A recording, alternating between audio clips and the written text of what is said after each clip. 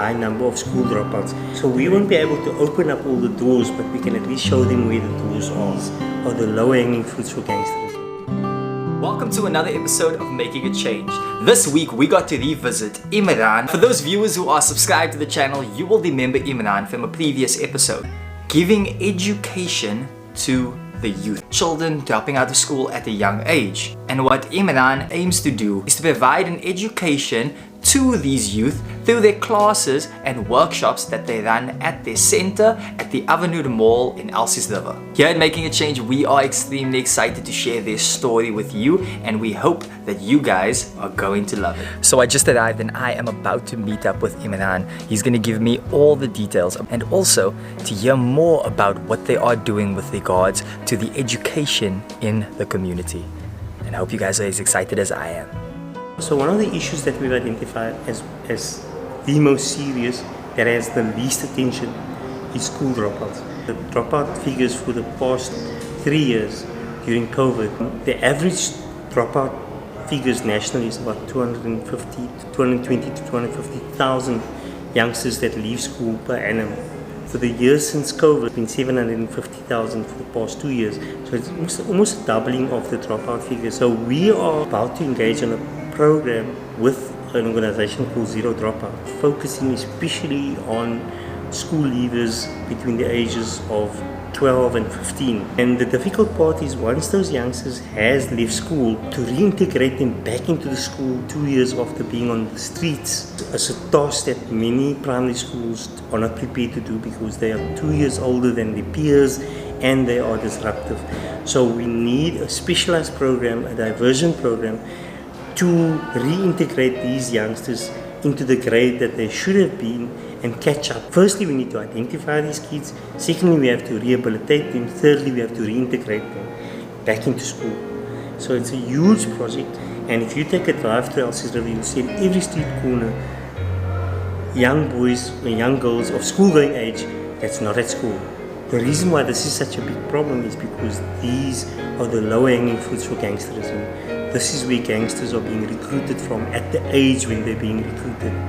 And when they become accustomed to a life of selling drugs, of selling their bodies, of crime, it's so much more difficult to rehabilitate them.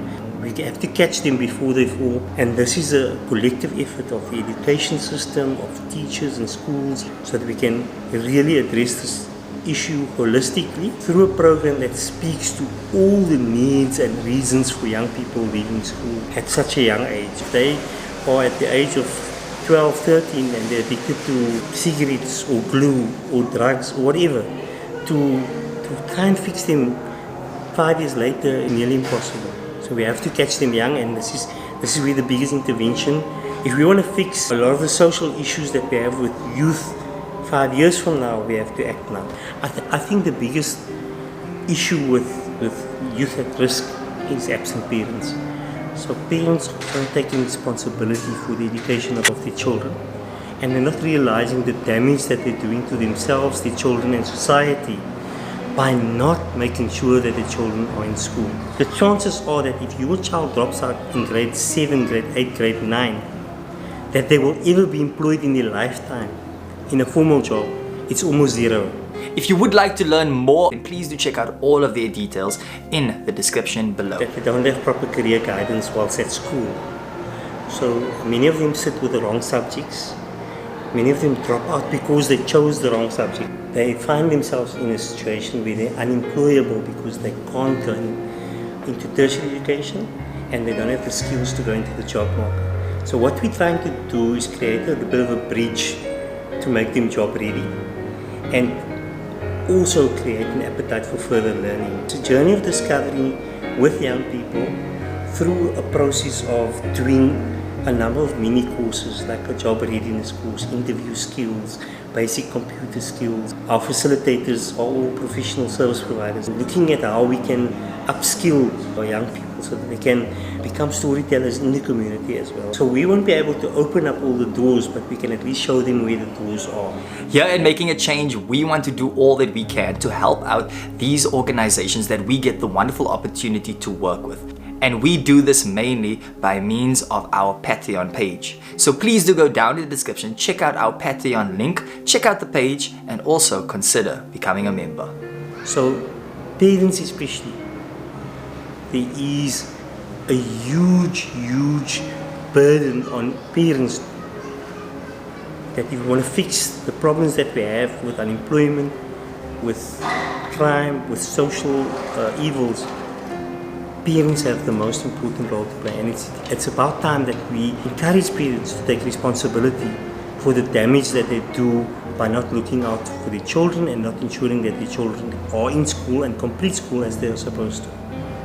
So that was our visit. I honestly love what they are doing in the community. By providing education, they are looking at building the long-term future of these children. Thank you so much for watching the video, and also remember to subscribe to the channel and also give this video a like. Now, if you like this video, then I think the video that you should definitely check out is the one over there.